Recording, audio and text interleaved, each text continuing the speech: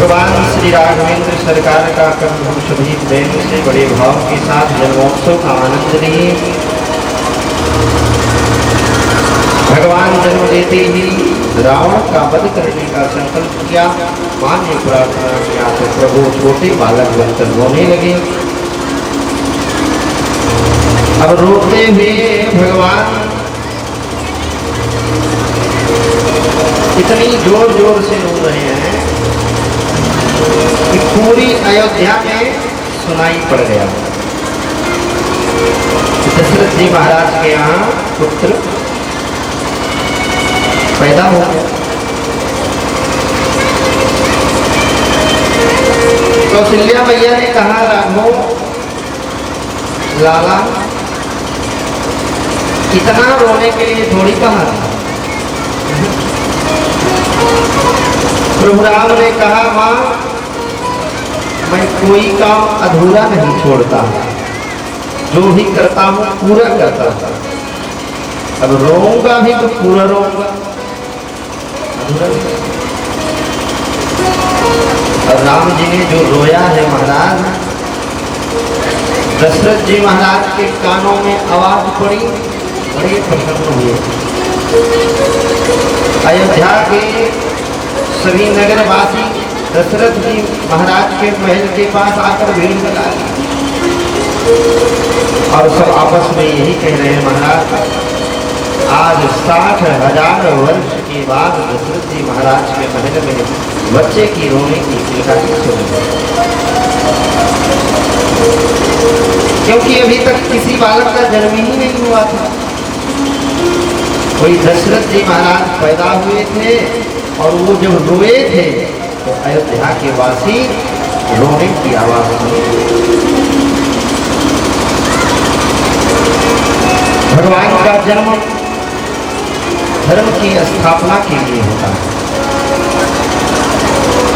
संतों के उत्थान के लिए होता है, राक्षसों के क्या कहें उनके भी उत्थान के लिए होता है। क्योंकि भगवान के हाथों मारा जाना भी श्रेयस्कर है और दुलारा जाना भी श्रेयस्कर। हिरण्यकश्यपु को भगवान ने मारा, लेकिन क्या हिरण्यकश्यपु की अधोगति हुई? और प्रहलाद जी को दुलारा। भगवान नारायण ने प्रहलाद जी के मस्तक पर अपना कर कमल पद डाला। तो ऐसे भक्त हुए हैं जिन भक्तों के ऊपर भगवान की बड़ी कृपा हुई। पहले प्रहलाद जी महाराज, जिनके मस्तक पर भगवान ने अपने कर कमल को रखा।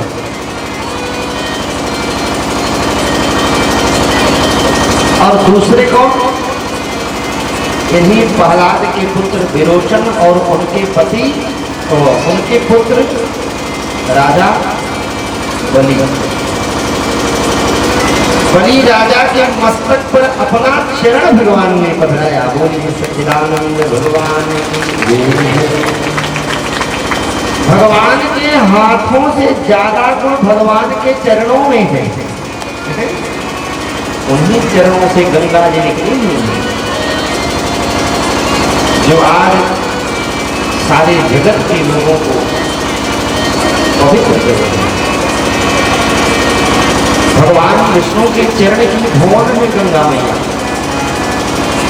जब राजा बलि के सारे संपत्ति को भगवान 3 पग में नाप लेते हैं, 2 पग में नाप लेते हैं, तीसरे पग में राजा बलि अपने शरीर को सौंप देते हैं।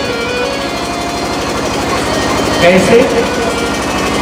भगवान जब 2 पैरों में पृथ्वी के ऊपर 7 लोग, पृथ्वी के नीचे 7 लोग, भगवान का बायां पैर सबसे पहले उठा ऊपर की तरफ, तो पृथ्वी से भूरलोक, भुवालोक, स्वालोक, महलोक, जनहलोक, तपहलोक, सत्यलोक में जाकर के ब्रह्मा जी के पास स्थिर हो गया।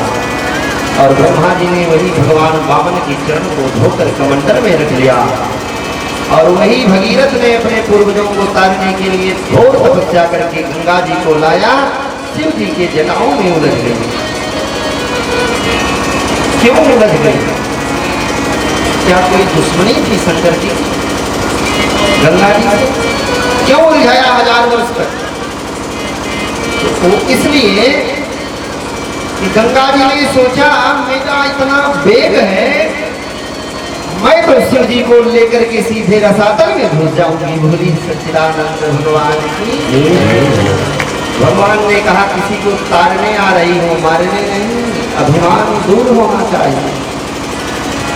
और 1000 वर्ष तक उसी जटाओं में घूमी है। बड़ी प्रार्थना किया है भगीरथ ने, तो शिव जी ने मार्ग दिया है। मार्ग से निकलते हुए गंगा जी 7 धाराओं में निकली। 3 धाराएं पश्चिम की तरफ, 1 धारा उत्तर की तरफ, 3 धारा पूरब की तरफ, जिसमें गंगा मुख्य रूप से आगे निकली। दिव्य विमान में बैठकर राजा भगीरथ आगे आगे, गंगा जी पीछे पीछे सागर की तरफ चलते। गंगा जी के फेन स्वर्ग लोक में आकाश में उड़ रहे हैं, जैसे बादल सफेद सफेद उड़ते हैं ना, कितने अच्छे लगते हैं। अनेकों ऋषि संत महात्मा उसी फेन में स्नान करके अपने आप को धन्यता का अनुभव करते हैं।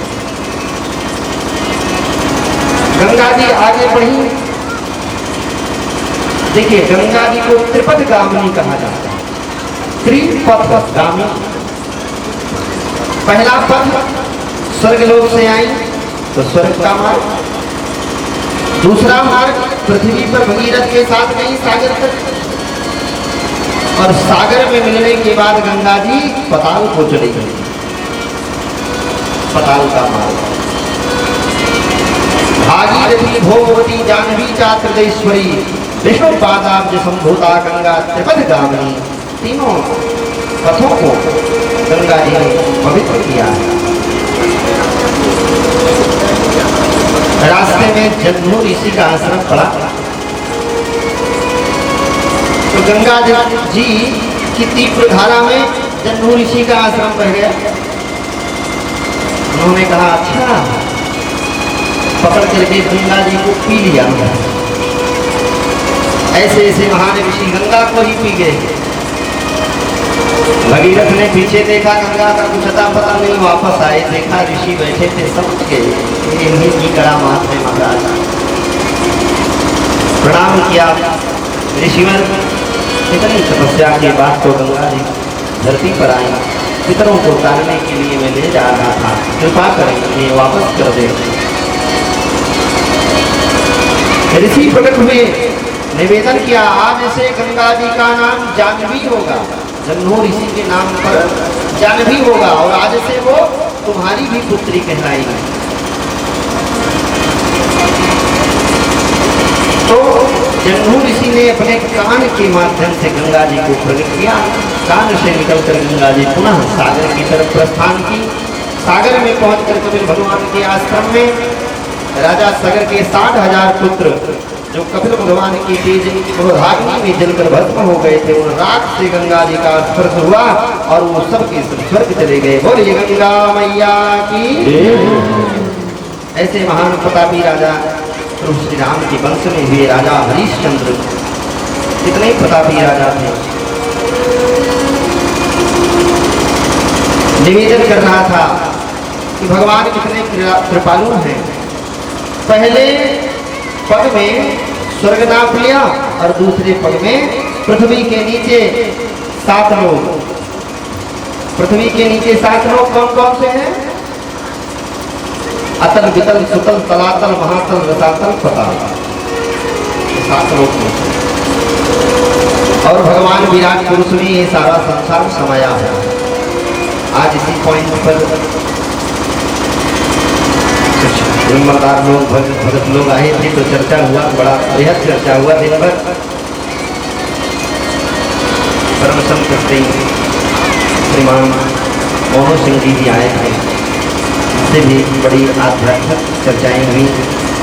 एवं सामने विराजमान श्रीमान जी आप भी आए थे, बड़ा अच्छा लगा, धार्मिक चर्चाएं हुई। अष्टों प्रभु ने जब 2 पग में सारे सृष्टि को नाप लिया तो बलि ने कहा, प्रभु तो मेरे पास कुछ भी नहीं है। भगवान ने कहा, फिर तो नरक में जाओगे। पत्नी से जाकर के पूछ लिया क्या किया जाए। पुरुषों के लिए बड़ी अच्छी शिक्षा है कि कोई भी कार्य करे तो एक बार देवियों से भी चर्चा अवश्य करें, उनकी सलाह अवश्य लेना चाहिए। कभी कभी बहुत मदद करती है महाराज।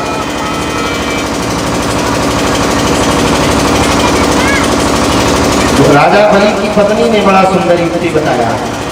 पूछिए महाराज, धन बड़ा होता है कि धन का मालिक? समझ गए राजा बलि।